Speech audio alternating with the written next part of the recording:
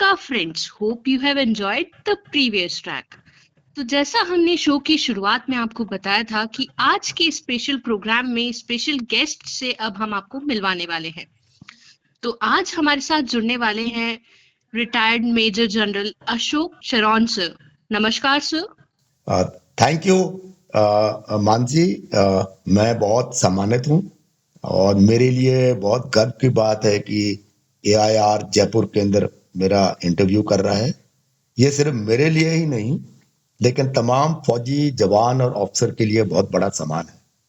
Ji sir, walk us through your journey of life.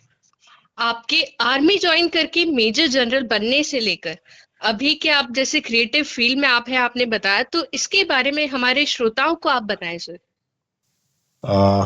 धन्यवाद, आपने ये पूछा मेरे से। असल में मेरी पैदाश ही फौज में हुई है। मेरे पिताजी डेक्कन हॉर्स 9 हॉर्स, जो कि एक बहुत पुरानी आर्मर्ड रेजिमेंट है, 235 साल पुरानी, और सब तमाम युद्ध में उसने भाग लिया है और बहुत नाम कमाया है, बहुत अवार्ड्स हैं। और जनरल वैद्या भी हमारे ही रेजिमेंट के थे, तो उसमें मेरी पैदाश थी। तो बचपन से ही कंटोनमेंट लाइफ में सारे टैंक बिल्कुल ही 200 300 400 गज पर उनका मेंटेनेंस चल रहा है, ट्रेनिंग चल रहा है। तो आप समझिए कि बचपन से ही मैं आप इन्वायरमेंट जो था एक बिल्कुल फौजी इन्वायरमेंट था। और उसके बाद स्कूलिंग मैंने किया सेंट जॉर्जेस कॉलेज मसूरी। बहुत अच्छा स्कूल है, उस पे गेम्स पे बहुत एम्फेसिस है, वैल्यू सिस्टम्स, लिटरेचर। उसके बाद एनडीए नेशनल डिफेंस एकेडमी, जहाँ बहुत ज़्यादा टफ ट्रेनिंग होती है। और ये बहुत वहाँ फायदा है कि जब हम कमीशन होते हैं तो हमारी जो क्षमता होती है, हमारी जो ट्रेनिंग होती है, फिटनेस होती है, तो कोई भी जो जवान है जो रूरल एरिया से बहुत टफ आते हैं उनके मुकाबले में हम उसी टफनेस लेवल पे होते हैं। जी।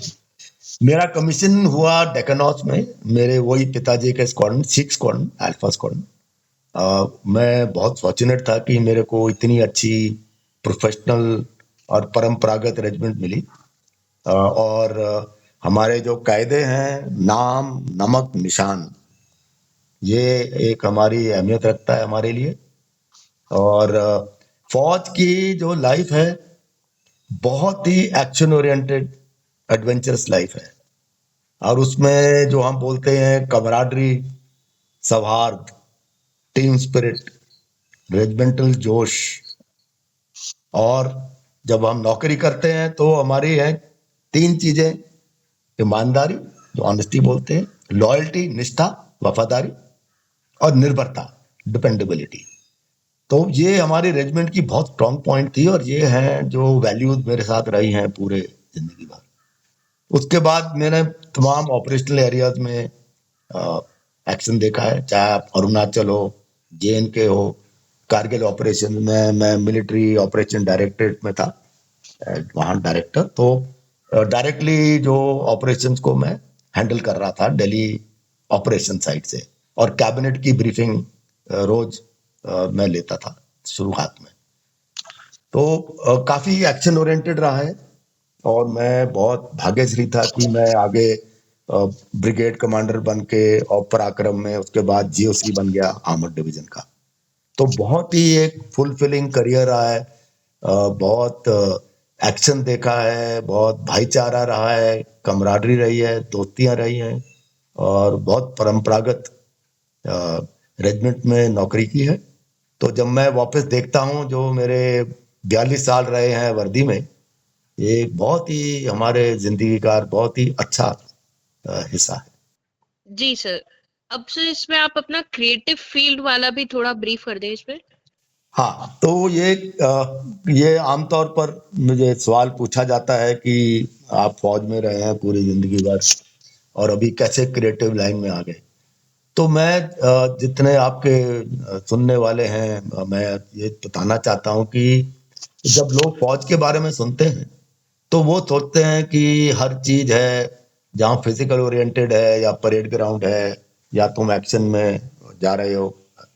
लेकिन ये ध्यान आता लोगों का कि जो हम विचार करते हैं लड़ाई के लिए तैयारी करते हैं कि जो दुश्मन क्या करने वाला है हमें किसी को मालूम नहीं। और ये नीचे से लेकर के अगर आप एंटी टेररिस्ट ऑपरेशन भी कर रहे हैं या आप ऊपर बिल्कुल हाई लेवल स्ट्रेटेजी पर आ रहे हैं, आपका दुश्मन क्या सोच रहा है, क्या करने वाला है, आपको मालूम नहीं है। हालात क्या होंगे, एनवायरनमेंट, वो भी आपको मालूम नहीं है। तो क्या होता है कि जब हम प्लानिंग करते हैं, हम तमाम कंटिजेंसी के बारे में सोच लेते हैं कि क्या क्या हो सकता है, दुश्मन क्या कर सकता है, ये भी कर सकता है, ये भी कर सकता है। तो हमारी जो विचारधारा है ऐसी रहती है कि हम इमेजिन करते रहते हैं। तो ये लोग पहचानते नहीं है कि जो आर्मी के ऑफिसर्स हैं वो कितना आगे तक सोचते हैं और क्या क्या चीजों के बारे में सोचते हैं। तो क्रिएटिव थिंकिंग बहुत ज्यादा हो जाती है। तो हमारे जैसे जो राइटर भी हैं, तो हमारे लिए फिर बहुत आसान हो जाता है, क्योंकि हमें क्रिएटिविटी फौज ने दी है, हमें इमेजिनेशन, सोचना, और फिर अगर राइटिंग की आदत है और फिर एक्शन भी देखा हुआ है। तो जब तीनों चीजों को आप कंबाइन कर लेते हो और एडमिनिस्ट्रेटिव एबिलिटी होती है आपको काम करवाने की, तो एक बहुत नेचुरल तरीके से क्रिएटिव फील्ड में आ सकते हैं। अभी कई आर्मी ऑफिसर है वो अपने अपनी कैपेबिलिटी को नहीं पहचानते। मैं जहां भी अभी टॉक देता हूं, मैं सभी ऑफिसर्स को कहता हूं कि आपकी काबिलियत बहुत ज्यादा है लेकिन आप इस्तेमाल नहीं कर रहे हैं। तो जितने अपने दर्शक सुन रहे हैं, कोई जवान है, कोई ये है, तो ये जानिए कि आपकी नॉलेज बहुत ज्यादा है, क्योंकि आपने इसमें प्रैक्टिस किया हुआ है। और इस नॉलेज को आप किसी प्रैक्टिकल फील्ड में डालना, ये बहुत जरूरी होता है। तो मैं यही कहता हूं कि एक क्रिएटिविटी साइड बहुत ज्यादा है फौज में, से है कि आमतौर पर हम लोग इस्तेमाल नहीं करते। जी सर, आपने बहुत ही बेहतरीन जस्टिफिकेशन दिया है कि कैसे आप अपने फुल फ्लेजेड वेपन्स और वो आर्मी लाइफ से कैसे आप अपने इस क्रिएटिव फील्ड में आप काफी अच्छे से इसमें काम कर पा रहे हैं। तो सर, अब हमारे जो दोस्त अभी खुद को यूनिफॉर्म में देखना चाहते हैं, तो उनके लिए आपका कोई मैसेज या एडवाइस अभी आप हमारे साथ शेयर करना चाहेंगे? हाँ, सही है। मैं सिर्फ यही कहना चाहता हूँ कि जो आर्मी की लाइफ है वो एक जॉब या धंधा नहीं है, ये एक वे ऑफ लाइफ है। और जो लोग समझते हैं जो फौज है, या तो पिक्चरों में देखते हैं या किसी की कहानियां सुनते हैं, वो एक ही हिस्सा है कि बेसिकली जब हम ज्वाइन करते हैं फौज में, तो हमें युद्ध के लिए तैयार रहना चाहिए हर बार। और हमारे ऐसी जोश आना चाहिए, ऐसे संबंध आ जाते हैं कि आप अपने यूनिट के लिए, अपने झंडे के लिए पूरा बलिदान देने के लिए तैयार हैं। रेडी फॉर वॉर बोलते हैं। तो रेडी फॉर वॉर में रहने के लिए हम 24 घंटे ट्रेनिंग करते हैं, ताकि एकदम 6, 8, 10 घंटे में हम युद्ध के लिए तैयार हो जाए। ये एक बेसिक लाइफ है और इसके अंदर बहुत चैलेंजिंग, बहुत इंटरेस्टिंग होता है। तो जो सोच रहा है कि मैं फौज में आना चाहता हूं, उसको तैयार रहना चाहिए कि अगर मैं ये जा रहा हूं तो ये मेरी लाइफ का एक हिस्सा बनेगा। और ये एक तरीका है जीने का, जहां मैं एक यूनिट में हूं और मेरे जितने कॉमरेड हैं, साथी हैं, साथ वाले जवान हैं, ऑफिसर हैं, हम एक टीम हैं। और हम एक टीम एक साथ कब करके काम करेंगे और हम युद्ध के लिए तैयार होंगे, चाहे मैं कहाँ, चाहे टैंकों में हो या इन्फेंट्री में हो। तो एक वे ऑफ लाइफ बन जाता है। इसी के साथ कई एक चीजें आ जाती हैं, जहाँ जोशीला एक्शन चल रहा है और खुश मिजाजी एटीट्यूड होता है, बोनोमी जो बोलते हैं। और बहुत चैलेंजिंग, इंटरेस्टिंग और एडवेंचरस लाइफ है। तो इसी लाइफ में आने के लिए जो बर्ताव है, जो इंडिविजुअल है, उसके सोच धारा जो है वो इसी लाइन में होनी चाहिए। अगर वो इस टाइप का नहीं है तो वो फिट नहीं आएगा। तो मेरा ये सबको एडवाइस है कि फौज में आने के लिए you must be the type. आप में वो गुर्दा होना चाहिए, आप में वो जोश होना चाहिए, आप में वो फिटनेस होना चाहिए। तो ये बहुत जरूरी है। और हमारे फौज के लिए भी उस टाइप के आदमी चाहिए और उसको तरक्की करने के लिए, खुश रहने के लिए उस टाइप का होना चाहिए। ये बहुत जरूरी है। तो ये सोच विचार करके लोगों को फौज के बारे में सोचना चाहिए। जी सर, जैसे आपने अभी जस्ट मेंशन किया था कि ये आपका एक sort of way of life बन जाता है। तो आर्मी में hope for the best and prepare for the first worst is what you everyday live by. तो ऐसा कोई किस्सा आप अपने एक्सपीरियंस से हमारे साथ शेयर करें आज, जहां आपने आर्मी की रेडीनेस और ट्रिमेंडस इंस्टिंक्ट्स आपने देखे हों। हाँ, बहुत बहुत ज्यादा ऐसे इंस्टेंसेस हैं जहाँ हम 4 घंटे 6 घंटे के अंदर मोबिलाइज होकर के निकले हुए हैं, और कई बार ये मालूम भी नहीं पड़ता कि क्या होने वाला है आगे। कई बार मोबिलाइजेशन हुई है हमारे, कई बार टैंकों के साथ और कई बार स्मॉल आर्म्स के साथ। 2-2 4-4 घंटे में एक शहर में था जहाँ पुलिस की कुछ डिसोबीडियंस मूवमेंट चल रहा था, तो हमें 2 घंटे के अंदर उनके पास पहुंचना पड़ा एकदम। तो कई बार क्या, वो रात को 1 बजे हुक्म आया, 3 बजे तक हम पहुंच गए। और कई बार हमने मोबिलाइज किया है रात को 6-8 बजे, शाम को सवेरे 4 बजे तक हमारे टैंक ट्रेन पे चढ़ जाते हैं। तो क्या होता है कई बार, जो मैं आपको शुरू में भी बता रहा था कि लोगों को बड़ी गलतफहमी होती है कि पीस टाइम में आर्मी क्या करती है।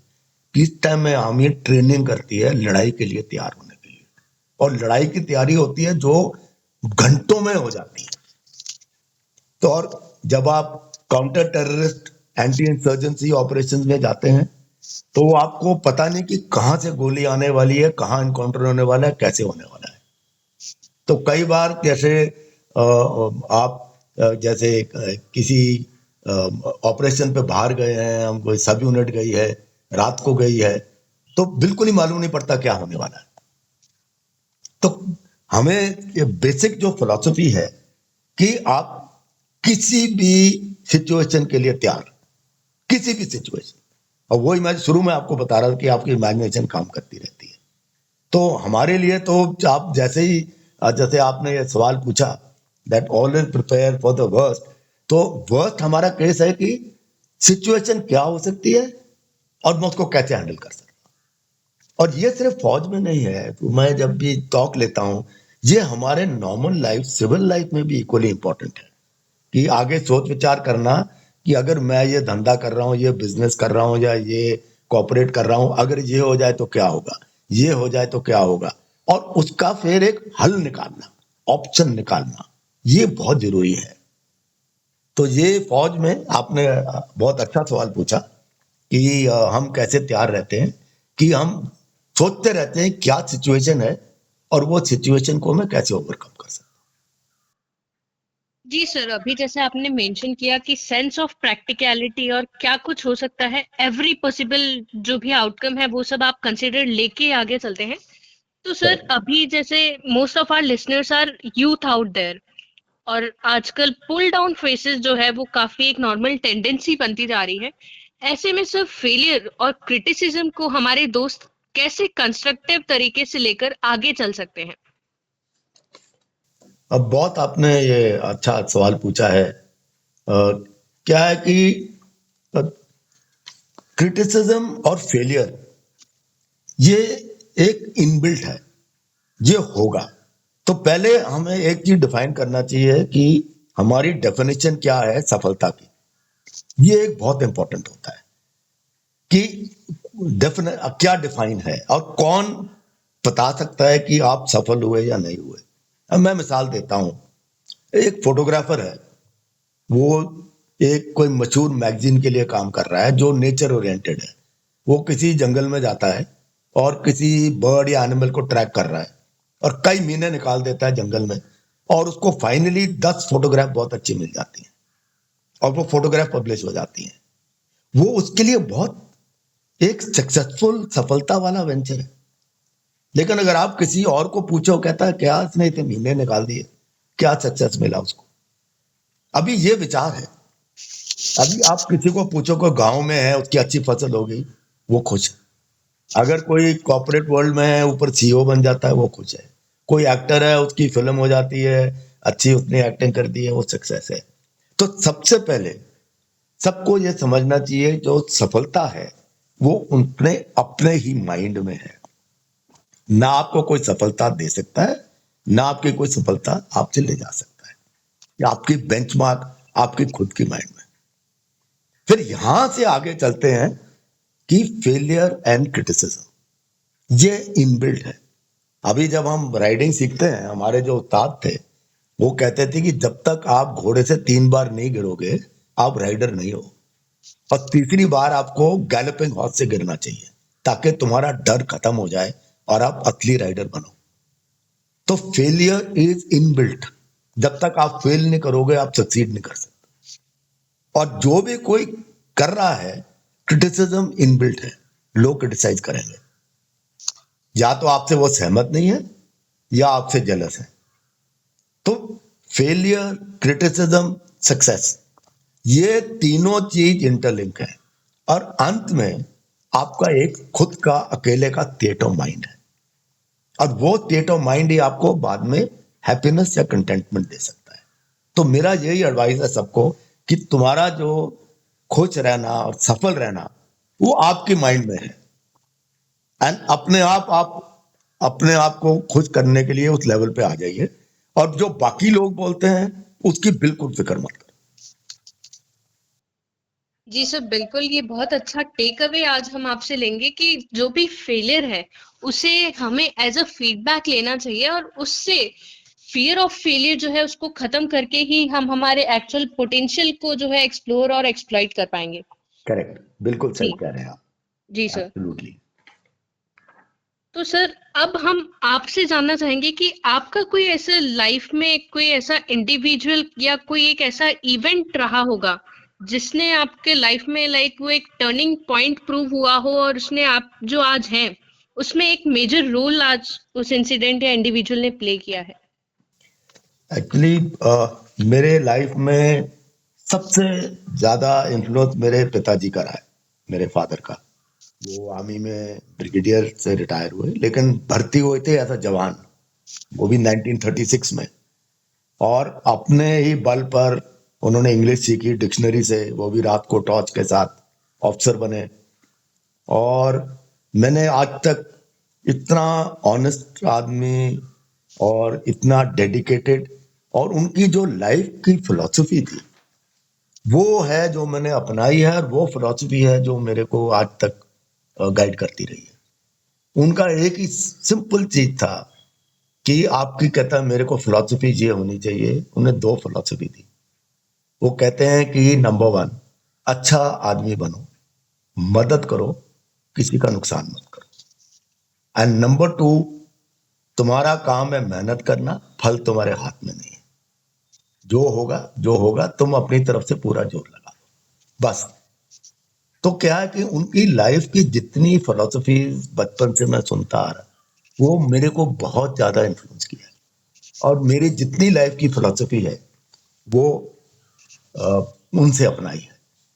और नंबर 2 की जो मेरी रेजिमेंट है, द डेक्कन हॉर्स, उनमें बहुत ही आउटस्टैंडिंग ऑफिसर रहे, जो कहते हैं कि बिल्कुल ही आइडियल को आप लुक अप कर सकते हो हर साइड से, प्रोफेशनलिज्म से, ऑनेस्टी से, उनके बर्ताव से, बड़ा दिल, कितनी चीजें हमने सीखी हैं।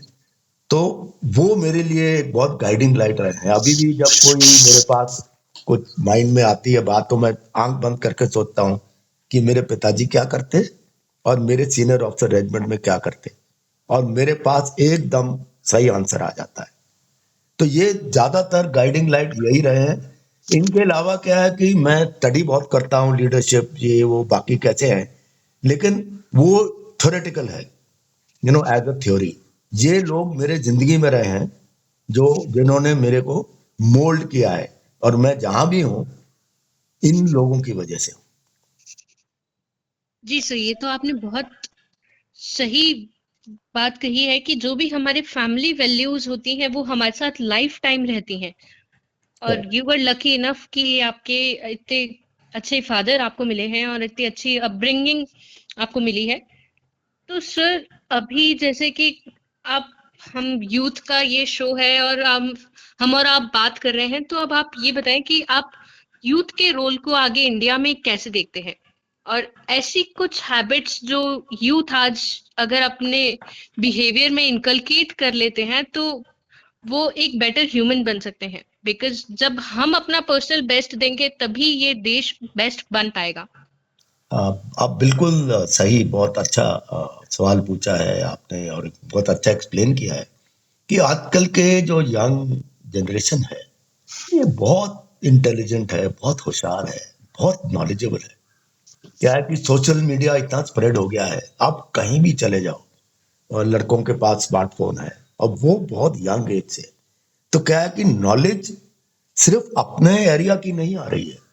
जब वो यूट्यूब देख रहा है, इंस्टाग्राम देख रहा है और बाकी चैनल देखता है या बाकी सोशल मीडिया देख रहा है, वो पूरे यूनिवर्स का है, तमाम विदेशी वीडियो। तो नॉलेज लेवल बहुत ज्यादा है। उसमें क्या होता है कि जब नॉलेज लेवल बहुत ज्यादा हो जाती है तो जो आपकी इच्छा है, डिजायर है, वो भी बढ़ जाता है। तो अगर कहता है ठीक है इसके पास बहुत फैंसी कार है, मेरे पास क्यों नहीं है, उसके पास इतना बड़ा घर है क्यों नहीं है, वो हॉलिडे पे जा रहा है बीच के ऊपर स्पेन में, मैं क्यों नहीं जा रहा हूं। तो अभी एक गैप आ जाता है कि जो आपकी आकांक्षा है, एस्पिरेशन है, वो बहुत ज्यादा है, लेकिन आपके पास जो रिसोर्सेज हैं और काबिलियत है वो मैच नहीं करता है। तो उसमें फिर बहुत एक गैप आकर के एक डिससेटिस्फैक्शन पैदा हो जाता है। तो मेरा ये एडवाइस है कि नंबर वन, सोशल मीडिया जो लोग देखते हैं, सारे ही देख रहे हैं, वो एक प्रॉपर तरीके से समझो कि क्या इन्वायरमेंट में हो रहा है और जो आप देख रहे हैं वो सब कुछ सच नहीं है। वो अपना बेस्ट दिखा रहे हैं या दिखा रहे हैं जो आपको अच्छा लगे। अभी वो बीच पे अगर उन्होंने एक शॉट लिया, उसके पीछे क्या, उसके आगे क्या, हमें मालूम नहीं है। तो जो एस्पिरेशन लेवल है वो बिल्कुल प्रैक्टिकल होना चाहिए और जो अपनी काबिलियत है उसको एक्सप्लॉइट करना चाहिए टू द मैक्सिमम, कि आपके पास क्या क्या टैलेंट है और क्या क्या आप टैलेंट को कैसे आप यूज कर सकते हो। और कोई लक वाली बात नहीं है। लोग लक की बात करते हैं, लक एक 5% होता है। मेरे जब लिहाज से अगर मैंने लक को डिफाइन करना है तो किस्मत जो बोलते हैं वो है मेहनत और आपकी टैलेंट। जब ये दोनों आप कंबाइन करोगे तो आपको सफलता मिलेगी। इसमें मैं ऐड कर देता हूं अपॉर्चुनिटी। जैसे ही आपको कोई जगह मिले जहां आप अपने आप के टैलेंट को एक्सप्लॉइट कर सकते हो, वो अपॉर्चुनिटी मानी जाएगी। तो आपकी डेडिकेशन, मेहनत, आपका टैलेंट और अपॉर्चुनिटी, जब आप प्लस प्लस प्लस करते हो तो इक्वल आता है सफलता, सक्सेस। कोई शॉर्टकट नहीं है। तो मेरा यही एडवाइस है लोगों का कि आपके जितना टैलेंट है उसको एक्सप्लॉइट करो पूरा, फुली। और सोशल मीडिया या किसी और से मुकाबला करने की जरूरत नहीं। जी सर, अभी जैसे हमने टैलेंट और लक की अभी जैसे हमने बात की है, तो सर आजकल क्रिएटिव फील्ड में करियर बनाने का आइडिया जो है वो सीम्स वेरी रिस्की, और ऐसा लगता है काफी ज्यादा टाइम इस करियर में स्टैब्लिश करने में खुद को लग जाता है। तो जैसा आप अपने इस फील्ड में काफी अच्छा समय अब आपने इस क्रिएटिव फील्ड राइटिंग और फिल्म मेकिंग में भी आप निकाल चुके हैं, तो इस पे आप अपने एक्सपीरियंस से इस बारे में आप क्या कहना चाहेंगे? बहुत अच्छा सवाल है ये जो आपने पूछा है। ये जो क्रिएटिव फील्ड है, देखो पहले तो just as a basic philosophy की हम बात करते हैं। कोई ऐसा फील्ड नहीं है जिसमें रिस्क नहीं है। अगर कोई बिजनेस वेंचर खोलता है या अपना काम शुरू करता है या किसी पुलिस में है या फौज में है, कहीं भी है, बीएसएफ में है, रिस्क हर चीज में है। नंबर टू, क्रिएटिव फील्ड में क्या है कि जब तक आप स्टैब्लिश नहीं होते हैं तब तक आपको फाइनेंशियली सिक्योर रहना चाहिए। अभी कई एक्टर लोग हैं जो आते हैं, इंटरव्यूज के लिए आते हैं, और मैं थिएटर ग्रुप में रहा हूँ, और बहुत सारे यंग एक्टर्स एक्ट्रेसेस हैं जो अम्बिशियस हैं, आगे निकलना चाहते हैं, उनको मौका चाहिए। और जो परसेंटेज है सक्सेस का वो लो है, बट वो हर जगह है। आज चाहे आप कॉलेजेस में ले लो, कहीं ले लो, कि कई हैं जो कॉलेजेस में जिनकी प्लेसमेंट अच्छी हो जाती है और कई हैं लड़के जिनकी प्लेसमेंट नहीं होती है। तो ये एक लाइफ में है। तो मेरा ये एडवाइस है कि सबसे पहले जो आपके अंदर टैलेंट है, क्रिएटिव टैलेंट है, उसको फुली एक्सप्लॉइट करना है। तो क्या है कि कई लोग जैसे हैं, जैसे आप हैं अभी एआर केंद्र में हैं, तो आपकी जो काबिलियत आप एक्सप्लॉइट कर रहे हैं कि आप भी यहाँ पहुंचे हो, कि आपको इंटरव्यू करने का बहुत अच्छा तरीका है, आपने तो आप अपना टैलेंट एक्सप्लॉइट कर रहे हो। अभी कई एक लोग हैं जो बहुत अच्छा लिख सकते हैं, बहुत अच्छा एक्टिंग कर सकते हैं, तो लेकिन वो एक्सप्लॉइट नहीं कर रहे हैं। वो नहीं, वो जो उनके काबिलियत है उसको यूज नहीं कर रहे हैं। तो रिस्क है।